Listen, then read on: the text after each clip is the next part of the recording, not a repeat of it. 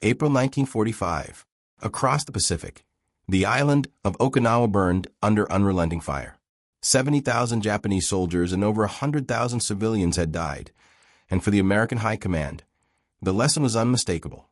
If one small island could cost that much blood, what would happen on the home island themselves? In Washington, staff officers and analysts began assembling charts and tables, each one filled with the same grim arithmetic.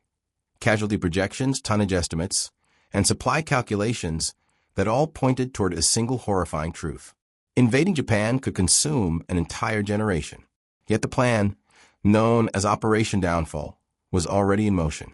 Its first stage, Operation Olympic, would strike southern Kyushu that November, using hundreds of thousands of men and nearly every available landing craft. The second, Operation Coronet, would follow in the spring of 1946, storming Honshu and closing on Tokyo itself. To planners on the Joint Chiefs of Staff, this was the only path to unconditional surrender. But after Okinawa, the numbers no longer inspired confidence. The U.S. Army Service Forces estimated 500,000 casualties. The Navy's figure was higher. Every department produced its own tally, but no one could deny the trend. Each revision grew more alarming. Meanwhile, intelligence intercepts revealed that Japan was preparing for a fight on an entirely new scale. Factories that once made toys and radios were refitted to build bamboo spears and explosives. School children drilled with wooden rifles. The Imperial General Headquarters declared that every citizen would defend the emperor to the death. This was Operation Ketsugo, decisive action. Unlike the desperate counterattacks of Saipan or Iwo Jima, it relied on hidden artillery positions, interconnected tunnels, and civilian suicide teams. American intelligence reports warned that the beaches of Kyushu were already fortified with mines, artillery, and concealed bunkers. One analyst noted that the terrain was an engineered death trap. At the White House, President Harry S. Truman had inherited a war approaching its final, most dangerous phase. When he met with his military advisors in June 1945, he was handed casualty tables that read like obituaries for men who hadn't yet fought. General George Marshall offered a measured estimate based on the Philippines campaign, roughly 31,000 losses in a month of combat. But others in the room silently compared those figures to Okinawa's real cost. Admiral William Leahy did the math Marshall would not, if Okinawa's ratios held true. The United States could suffer 250,000 casualties before ever reaching Tokyo. Truman listened without comment, then dismissed the meeting.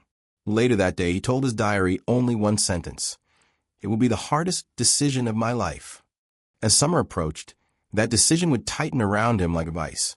Because even as America planned its invasion, a new and terrible weapon was waiting in the desert, one that promised to end the war without a landing at all.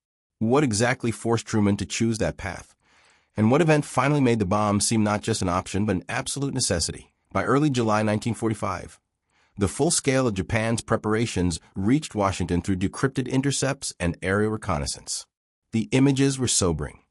Reinforced trenches on every beach, camouflage gun positions in the hills, and airfields packed with planes, many without markings. Intelligence officers noted that these aircraft were not meant for prolonged warfare. They were kamikaze planes, held back for one final, all-consuming strike. In Tokyo, the Imperial General Headquarters had called this Operation Ketsugo, or decisive action. Its purpose was not victory, but annihilation, to make the cost of invasion so unbearable that the Americans would seek peace before stepping foot on Honshu. For Truman, the reports painted a picture of a nation preparing for collective suicide. The Japanese government still rejected unconditional surrender, clinging to the emperor's divine status as non-negotiable. The Potsdam Declaration, issued later that month, demanded Japan's total capitulation or prompt and utter destruction. Privately, few in Washington believed Tokyo would yield to words alone. The Joint Chiefs began studying ways to shorten the war: air raids, naval blockades, even the use of chemical weapons if invasion proved impossible. Yet nothing seemed decisive enough. At that same time, a secret project, cloaked under the codename Manhattan, was nearing its end in the deserts of New Mexico. Only a handful of Truman's advisors fully understood what was about to emerge. On July 16, 1945, at a remote site named Trinity, scientists detonated the first atomic bomb.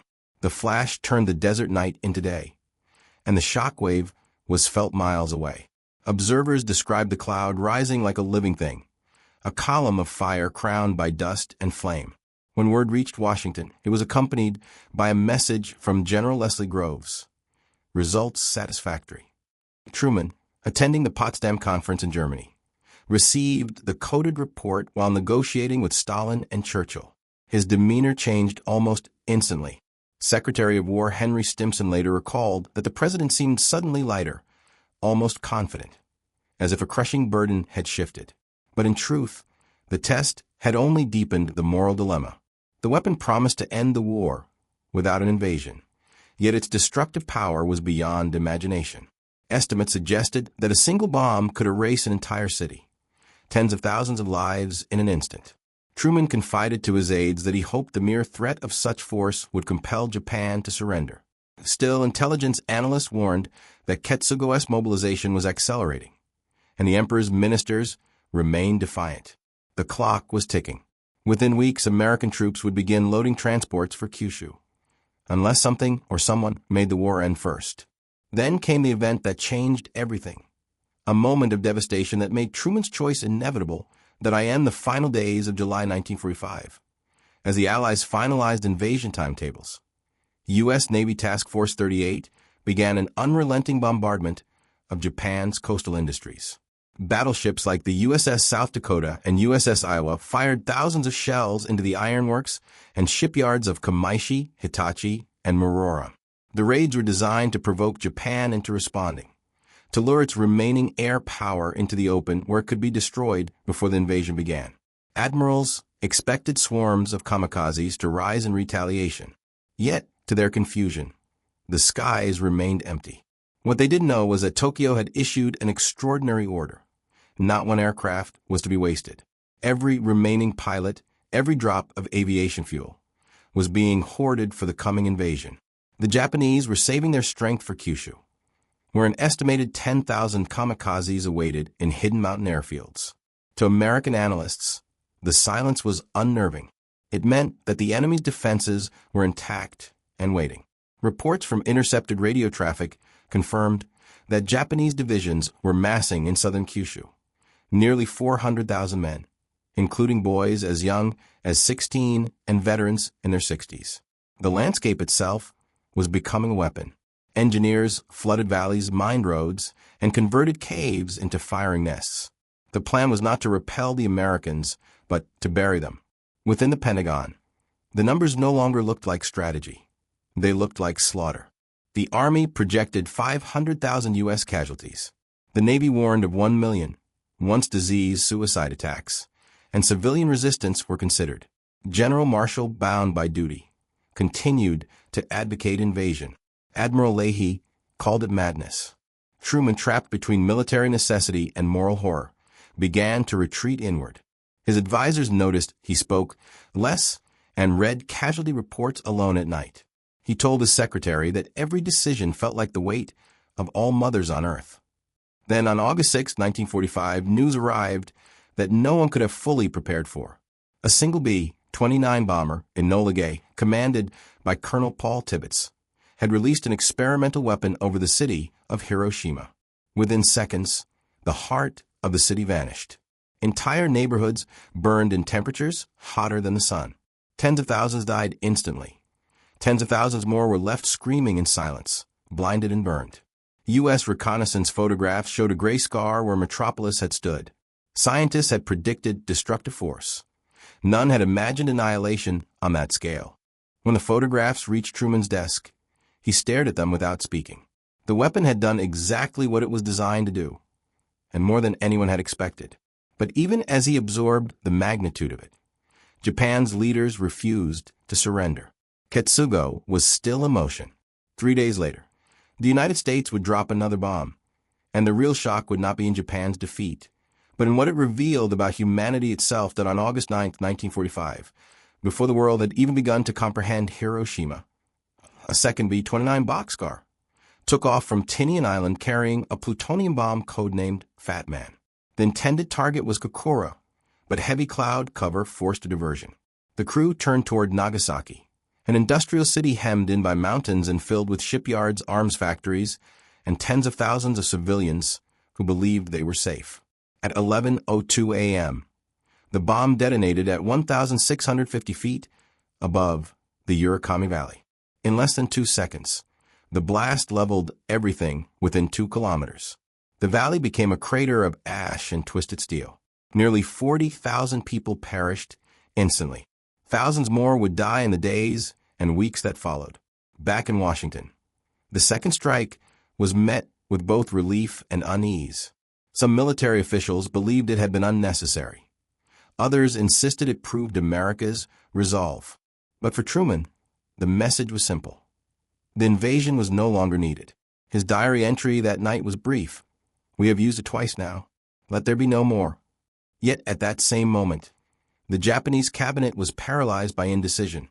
Army leaders still urged resistance, convinced the United States had only a few such bombs. They believed Kyushu could still bleed the enemy into negotiation. But when reports from Nagasaki reached Emperor Hirohito, of hospitals erased, rivers boiling, and cities reduced to dust, the divine ruler finally intervened. He told his ministers, the war must end. On August 15th, his voice, heard for the first time by his people, crackled through Japanese radios.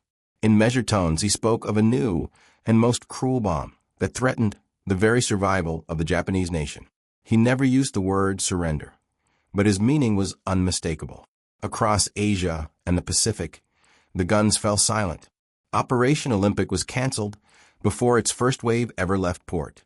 The tens of thousands of landing craft that had been assembled for Kyushu were quietly reassigned. When American intelligence later studied the invasion beaches, they were stunned. The fortifications were far greater than expected. Minefields, hidden artillery, concrete tunnels, and millions of civilians armed with makeshift weapons. Military historians later concluded that casualties could have exceeded 1 million on both sides had the invasion gone forward. The bomb, for all its horror, had achieved what generals and diplomats could not. It had forced surrender without a landing. In the months that followed, debate began, not about victory, but about conscience. Scientists who built the bomb questioned its use. Soldiers who survived Okinawa wondered if it had spared or condemned them. The moral line between necessity and atrocity blurred forever. Yet, beneath the relief of peace, one haunting question remained. Did the world truly end a war, or only begin a new age of fear?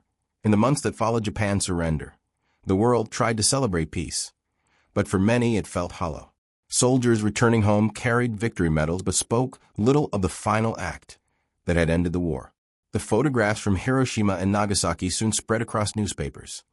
Their images unlike anything the human eye had seen. Cities flattened into moonscapes, bodies reduced to shadows etched on stone. Children wandering through streets of dust and silence. Even the men who had flown the missions struggled to comprehend what they had unleashed. Colonel Paul Tibbets insisted he had no regrets, believing the bomb had saved countless lives that would have been lost in an invasion. Others, like General Eisenhower, admitted later that Japan was already on the verge of collapse and questioned whether the strikes had been necessary at all. In Washington, President Truman faced the weight of history. He defended his choice as an act of mercy, the lesser evil in a war defined by mass death. It was done to shorten the agony, he told reporters, and to save the lives of young Americans. But within the War Department, quiet doubts grew. Documents released years later revealed that intercepted Japanese communications before Hiroshima already hinted at a willingness to negotiate surrender, provided the emperor could remain on the throne. Yet at the time, Truman's advisors believed that only absolute, unconditional surrender could justify the cost of the war. They feared anything less would dishonor the sacrifices of millions. Historians have since called this the most difficult moral equation of the 20th century. On one side stood the horrifying scale of invasion casualties, American, Japanese, and civilian alike. On the other stood the irreversible birth of atomic warfare. The moment the first mushroom cloud rose over Hiroshima, humanity had crossed a line it could never return from. In laboratories and military offices across the world, Scientists began racing to replicate the technology. The Soviet Union detonated its own atomic bomb just 4 years later, beginning a new conflict of fear and deterrence that would define the next half-century, the Cold War. For Truman, the decision remained both his burden and his justification. He never apologized and never wavered publicly. But those close to him said he aged rapidly in the years after the war. Each anniversary of Hiroshima brought renewed debate, but also the same impossible question. Was there ever another choice? The invasion beaches of Kyushu, once marked for destruction, became farmland again. Children played where soldiers might have died. The world entered a fragile peace built not on trust, but on terror. A peace purchased by fire. And that was the shocking event that led the U.S. to choose the atomic bomb option. If you found this story compelling, please consider subscribing. It helps bring more forgotten moments of history to life. Don't forget to like this video and share it with someone who loves deep, factual storytelling.